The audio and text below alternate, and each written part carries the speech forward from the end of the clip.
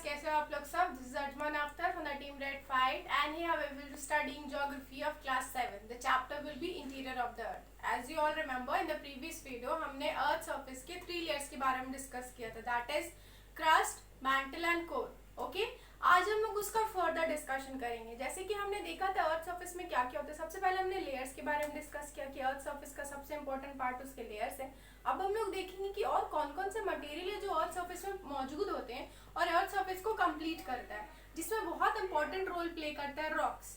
अगर रॉक्स नहीं होंगे बच्चों तो बहुत सारी एक्टिविटीज या बहुत सारी सस्टेनेबिलिटी है अर्थ पे जो बिल्कुल भी इम्पॉसिबल है. ठीक है, तो रॉक्स क्या करती है, बहुत सारी चीज की फॉर्मेशन में हमें हेल्प करती है. तो रॉक्स कैसे बना, कितनी तरह की रॉक्स होते हैं और उसका फॉर्मेशन कौन कौन से सर्कमस्टांसेस में होता है, आज हम लोग वो डिस्कस करेंगे. Okay, so let get started with the topic rocks. ROCKS rocks. Okay, as you all know, अगर हम लोग नॉर्मली रॉक्स की एक लिटरल मीनिंग आप लोगों से पूछो कि रॉक से आप लोग क्या समझते हो, पत्थर. तो रॉक्स क्या है?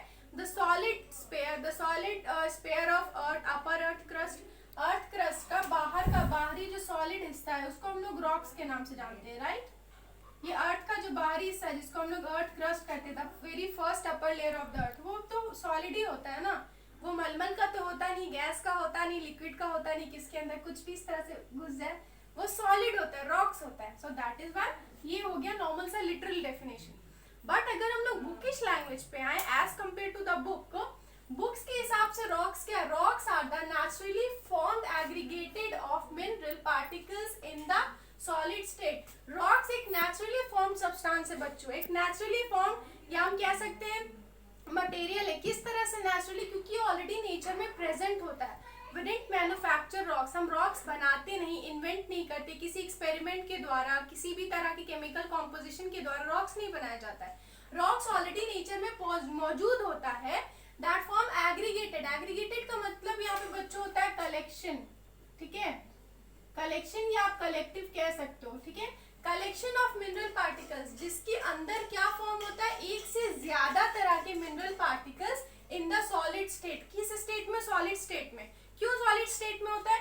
क्योंकि रॉक्स के बच्चों, रॉक एक सॉलिड मटेरियल है, राइट? रॉक एक सॉलिड मटेरियल है, उसे हैमर की जरूरत होती है तोड़ने के लिए.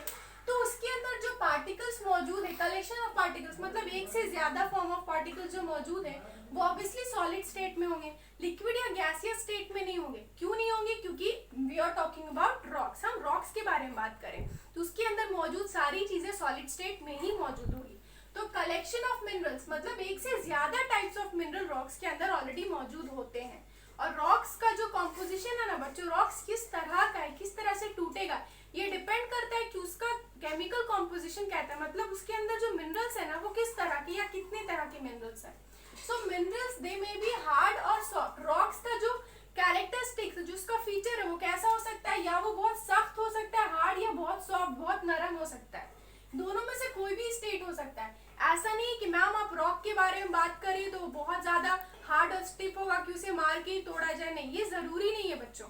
रॉक्स दो तरह के होते हैं, हार्ड जिसे बहुत ज्यादा मार के तोड़ा जाए और सॉफ्ट जो आपके बस एक मुट्ठी बंद करने से भी टूट जाए. दैट डिपेंड कि वो रॉक किस कॉम्पोजिशन से बना है, उसके अंदर किस तरह का केमिकल कॉम्पोजिशन, या वो रॉक कहाँ से आया है, समुद्री की तरफ से है या आइलैंड की तरफ से. ये चीज बहुत डिपेंडेंट होती है रॉक्स का कैरेक्टरिस्टिक डिफाइन करने में. ठीक है, तो ये था हमारे रॉक्स के बारे में. हमने एक चीज यहाँ पे पढ़ी मिनरल, कि वो मिनरल का कलेक्शन होता है रॉक्स में. तो मिनरल्स क्या है?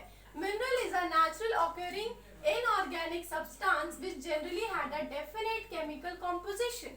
मिनरल क्या है? एक नेचुरली ऑकरिंग इनऑर्गेनिक सब्सटेंस है. नेचुरल ऑकरिंग मतलब आप लोग समझ गए, वो ऑलरेडी नेचर में प्रेजेंट होता है. ठीक है, नेचुरली ऑकर होता है वो रॉक्स के अंदर. इनऑर्गेनिक सब्सटेंस का मतलब बच्चों, इनऑर्गेनिक सब्सटेंस मतलब ऐसे सब्सटेंस जो फॉर्म हो विद द कॉम्पोजिशन ऑफ 1 और 2, किसी एक या दो मटेरियल के कॉम्पोजिशन से बनने वाला कोई भी सब्सटेंस इनऑर्गेनिक सब्सटेंस होगा. और एक और बात जितना आप लोगों को जानने की जरूरत है, उस कॉम्पोजिशन में कार्बन हाइड्रोजन मौजूद नहीं होगा. अभी तक मैंने जितना भी हम लोगों ने डिस्कस किया about that magnesium, aluminium, argon, ठीक है, सिलिकॉन, इन सब में हमने कहीं पे भी कार्बन हाइड्रोजन के बारे में डिस्कस नहीं किया. इन सारे रॉक्स के कॉम्पोजिशन में कार्बन नहीं थे, कई जगह पर होते हैं, लेकिन मिनरल एक ऐसा नेचुरल ऑकरिंग सब्सटेंस है बच्चों जो इनऑर्गेनिक सब्सटेंस कहलाता है. क्यों? क्योंकि वो एक से ज्यादा कॉम्पोजिशन के मिनरल से बनता है, वो मिनरल के अंदर जो मिनरल कॉम्पोजिशन होगा वो एक से ज्यादा होगा, एक या एक से ज्यादा, और उसके अंदर कार्बन हाइड्रोजन नहीं होंगी, इसीलिए उसे इनऑर्गेनिक कहा गया। ठीक है, और जिस मिनरल के अंदर कार्बन हाइड्रोजन मौजूद होते हैं उसे ऑर्गेनिक सब्सटेंस कहा जाता है। ठीक है, तो विच जनरली जिसके अंदर एक डेफिनेट केमिकल कॉम्पोजिशन होता है, जैसे कि मैंने आप लोगों को बताया कि हर रॉक के अंदर एक केमिकल, कोई ना कोई तरह का केमिकल कॉम्पोजिशन होता है जो डिपेंड करता है कि रॉक किस तरह से फॉर्म होगा या किस तरह से टूटेगा। ठीक है, तो वो एक डेफिनेट केमिकल कॉम्पोजिशन होता है, वो हो सकता है आपका सिलिकॉन मैग्नीशियम, आर्गेनियन, आपका आर्गन आयरन, जैसे कि साइल, सैमा, ये सब जो हमने मेंटल में पढ़ा था वो केमिकल कॉम्पोजिशन उसके अंदर मौजूद होता है, वहां एक से ज्यादा होते हैं, 1 और 2, इसीलिए उसे इनऑर्गेनिक कहा जाता है। ठीक है, तो केमिकल कॉम्पोजिशन उसमें ऑलरेडी मौजूद होते हैं, उस तरह के हम लोग नेचुरल ऑकरिंग सब्सटेंस को मिनरल्स कहते हैं। तो वो मिनरल्स क्या होते हैं, अब देखो ये जरूरी नहीं है कि हर तरह के पत्थर में एक ही तरह का मिनरल कॉम्पोजिशन हमें मिले, एक तरह के पत्थर में एक तरह का मिनरल कॉम्पोजिशन या एक से ज्यादा मिनरल कॉम्पोजिशन, रॉक्स यूजुअली या एक तरह का मिनरल कॉम्पोजिशन फॉर्म करता है या एक से ज्यादा का, लेकिन कभी कभी बच्चों एक रॉक्स में different type of mineral composition हमें मिलते हैं, जैसे कि हमने कोर में पढ़ा था कि कोर को क्या कहा जाता है, मिक्स जोन, क्योंकि वहां पे एक से ज्यादा कॉम्पोजिशन ऑफ मिनरल्स वहां पे पाए जाते हैं, आर्गन भी था वहां पर, आपका आयरन भी था, सिलिकॉन भी था, ये सारे मिनरल कॉम्पोजिशन उसमें पाए गए थे। तो एक से ज्यादा मिनरल कॉम्पोजिशन या तो रॉक्स फॉर्म करता है या डिफरेंट तरह के, या कभी कभी ऐसा होता है कि पूरा जो इंटायरली पूरा एक पत्थर होता है ना वो सिर्फ एक मिनरल के कॉम्पोजिशन से बनता है, मतलब कि पूरे एक पत्थर में सिर्फ एक मिनरल मौजूद होगा, वो मे बी मैग्नीशियम हो सकता है कि एक पत्थर के अंदर सिर्फ मैग्नीशियम हो और एक पत्थर के अंदर आर्गन भी हो, मैग्नीशियम भी हो, सिलिकॉन भी हो, सब कुछ हो, वो क्या हो गया डिफरेंट, और एक पत्थर के अंदर 2 हो, या तो सिलिकॉन हो या मैग्नीशियम हो। तो इस तरह से पत्थर जो है डिफरेंट तरह के केमिकल कॉम्पोजिशन को रखता है अपने अंदर। ठीक है, तो on the basis of this composition rocks को कितने फॉर्म्स में डिवाइड किया गया है, 3 फॉर्म्स में, 3 टाइप्स में रॉक डिवाइडेड है कि वो किस तरह के केमिकल कॉम्पोजिशन से बना है, मतलब कि इन तरह के रॉक्स को फॉर्म करने के लिए कौन कौन से केमिकल कॉम्पोजिशन मिले हैं, उस हिसाब से रॉक्स 3 टाइप्स में डिवाइडेड है, igneous, sedimentary and metamorphic rocks. ठीक है, इतना तो आप लोग सब जूनियर क्लासेस में पढ़ ही चुके होंगे, डेफिनेशन बहुत माइनर आप लोग को पता होगा। आज हम लोग ये जानेंगे why they are called igneous, why they are called sedimentary and why they are called metamorphic rocks. ठीक है, तो सबसे पहले आज हम लोग डिस्कस करेंगे अबाउट इग्निशियल रॉक्स। ठीक है, इग्निशियस रॉक्स किसे कहते हैं, ठीक है, इग्निशियस रॉक्स उसे कहते हैं that are form due to the cooling, solidification and crystallisation of molten earth material known as magma. Igneous rocks उस चीज से बनता है, जैसे कि जब वोल्केनो इरप्शन होता है ना बच्चों, तो जो पत्थर का जो लार्वा जो बाहर फट के जो बाहर मटेरियल आता है उसे हम लोग क्या कहते हैं, लार्वा कहते हैं ना, लावा। तो वो जो लावा फट के बाहर आता है वो कूलिंग होने के बाद, सॉलिडिफाई होने के बाद, क्रिस्टलाइजेशन होने के बाद, मोल्टेन स्टेट मतलब ठंडा होने के बाद, मोल्टेन स्टेट जमने के बाद जो अर्थ का मटेरियल जिसे हम लोग मैग्मा कहते हैं, मैग्मा अर्थ सरफेस के नीचे मौजूद होता है। ठीक है, जिसे हम लोग कहते हैं ना अंदर मैग्मा, जो लावा होता है अंदर, और जो बाहर आ जाता है फट के वो क्या होता है, अर्थ सरफेस के बाहर वो मैग्मा आ गया तो उसे लावा कहा गया।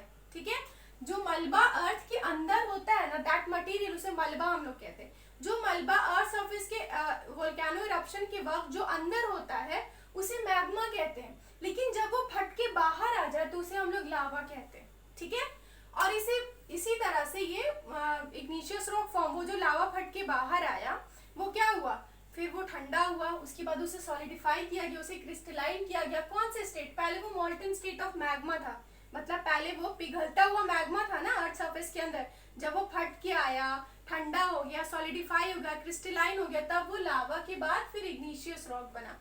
ठीक है, तो सिंपल सी बात है, वोल्केनो इरप्शन में जो पत्थर, जो हिस्सा फट के बाहर आके ठंडा होने के बाद जो पत्थर फॉर्म होता है ना, उस पत्थर को हम लोग इग्निशियस रॉक कहते हैं। ठीक है, इस पत्थर को प्राइमरी रॉक्स भी कहा जाता है।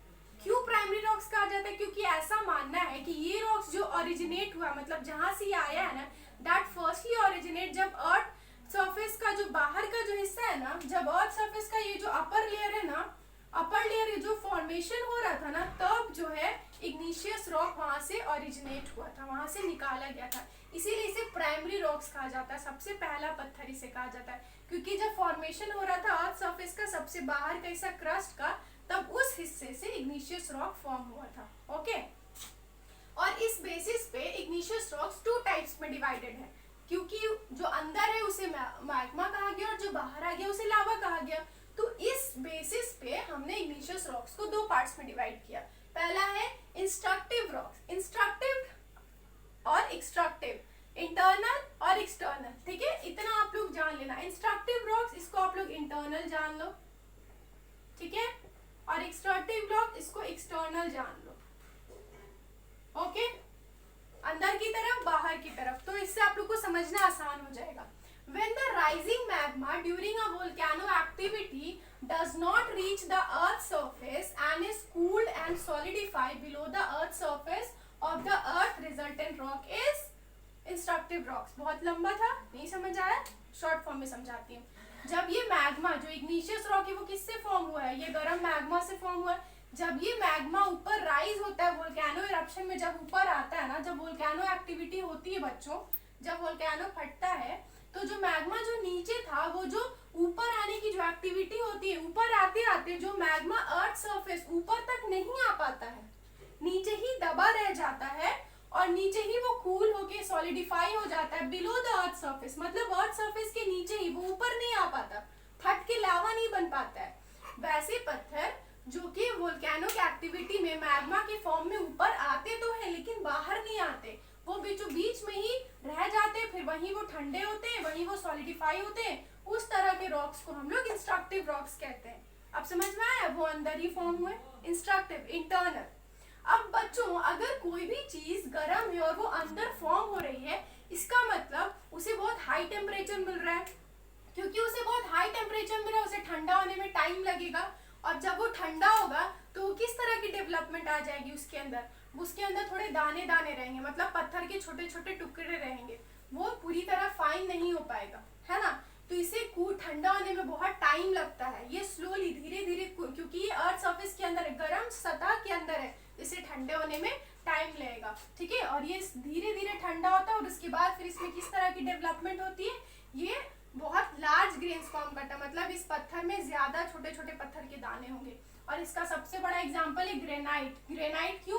क्योंकि ग्रेनाइट भी धीरे धीरे ठंडा होता है और ग्रेनाइट के अंदर बहुत बड़े बड़े पत्थर के दाने होते हैं। ग्रेन्स मतलब होता है बच्चों पत्थर के दाने, है ना। जैसे आप मिट्टी, जब बहुत सारी मिट्टी होती है जो बहुत फाइन होती है, एकदम महीन, और बहुत सारी मिट्टी होती है जिसमें बहुत सारे पत्थर होते हैं, तो ये वही लार्ज ग्रेन्स का मतलब भाई इसके अंदर बहुत छोटे छोटे पत्थर होंगे। ठीक है, और ग्रेनाइट से जो ग्राफिक रॉक्स बनते हैं ना, वो रॉक्स किस में यूज होते हैं? पेस्ट के पाउडर बनाने में, जो स्पाइसेस वगैरह में यूज किए जाते हैं, और वो ग्रेनाइट से ही बनते हैं। समझ आया? नेक्स्ट है हमारा एक्सट्रक्टिव। एक्सट्रक्टिव मतलब बाहर की तरफ। एक्सट्रक्टिव रॉक्स बाहर की तरफ मतलब सिंपल है, जो मैग्मा यहाँ पर फट के बाहर नहीं आ पाया, वो रॉक अंदर ही ठंडा होकर के इंस्ट्रक्टिव रॉक्स बनाया। ठीक उसी तरह जो रॉक मॉल्टेन, जो लावा है, जो कूल डाउन और सॉलिडिफाई होता है अर्थ सरफेस के बाहर आकर के, तो वो कौन सा रॉक फॉर्म करेगा? एक्सट्रक्टिव। बस इसका अपोजिट, यहाँ रॉक्स क्या हुआ? फट के बाहर नहीं आ पाया, उसके अंदर ही दबा रह गया। लेकिन इंस्ट्रक्टिव रॉक्स क्या होता है? वोल्केनिक एक्टिविटी के दौरान जो मॉल्टेन लावा होता है वो फट के बाहर आता है, अर्थ सरफेस के ऊपर आता है, बाहर आके वो ठंडा होता है, सॉलिडिफाई होता है, और फिर उससे क्या बनता है? एक्सट्रक्टिव रॉक्स, मतलब बाहरी जो रॉक्स हुए। ठीक है, इसे वोल्केनिक रॉक्स भी कहा जाता है। क्यों? क्योंकि जब अर्थ का जो वोल्केनिक इरप्शन होता है तो बाहर जो फट के लावा आया, ये उसी से बना, इसीलिए उसे वोल्केनिक रॉक्स कहा जाता है। They are generally fine and grained और ग्लासी। ये जनरली फाइन ग्रेन्ड और ग्लासी होते हैं। व्हाई?